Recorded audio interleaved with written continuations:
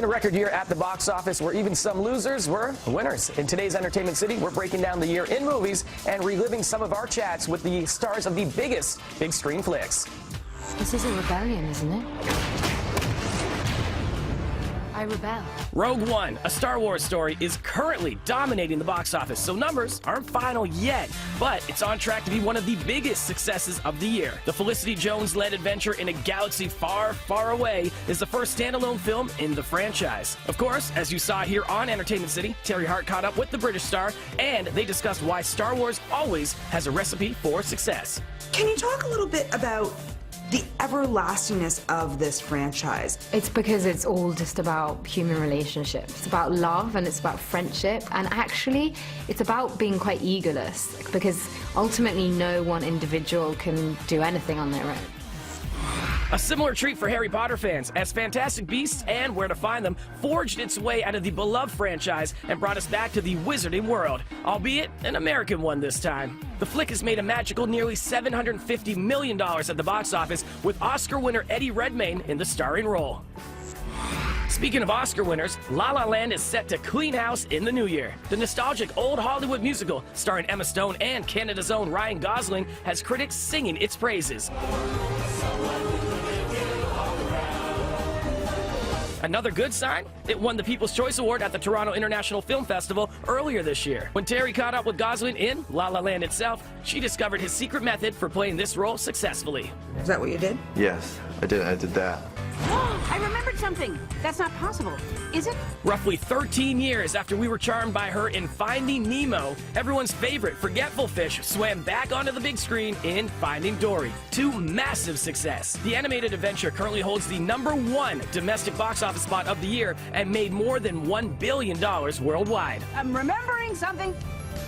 What was I talking about? And it was a marvelous year for Marvel. Get it? Stay down. Final warning. I could do this all day. Starting with Captain America: Civil War, another blockbuster for the Chris Evans-led franchise. It earned a grand total of $1.1 billion worldwide. Is there something happening in the ether right now, Chris, in terms of superhero movies? Just how good the movies are right now? In my opinion, it's just because the technology has caught up to the original visions. Now films are really bringing things to life like never before. What if I told you the reality you know is one of many?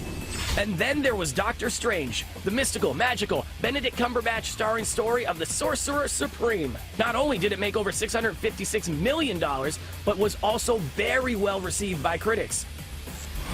But a dark horse superhero might have been the biggest success of all. Daddy needs to express some rage. Yep, the very self-aware and outrageously hilarious foul-mouthed Deadpool, played by Canada's own Ryan Reynolds, who fought hard to tell Wade Wilson's story. Well, I was a little obsessed, I'll admit that. I just felt like it was a character in a comic book universe that could occupy a space that no one else could. Oh, how right you were, Ryan. The film has become the highest-grossing R-rated film of all time, and it's been nominated for 2 Golden Globe Awards. Of course, there's a sequel on the way.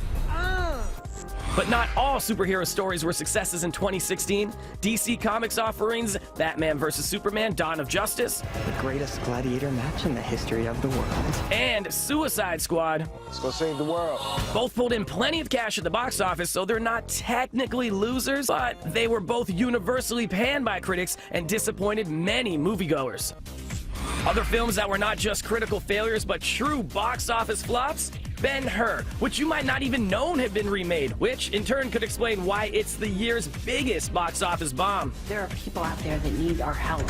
Few films made as many headlines as the female-driven reboot of Ghostbusters, but the film earned under $230 million. That's $70 million less than its break-even point. But looking back on the bright side, next year's box office is looking pretty promising. We've got the live-action Beauty and the Beast, Guardians of the Galaxy Volume 2, Spider-Man: Homecoming, and more Star Wars to look forward to, with Episode 8 on the way. And remember, tune in right here on City tomorrow night for Dick Clark's New Year's Rockin' Eve with Ryan Seacrest.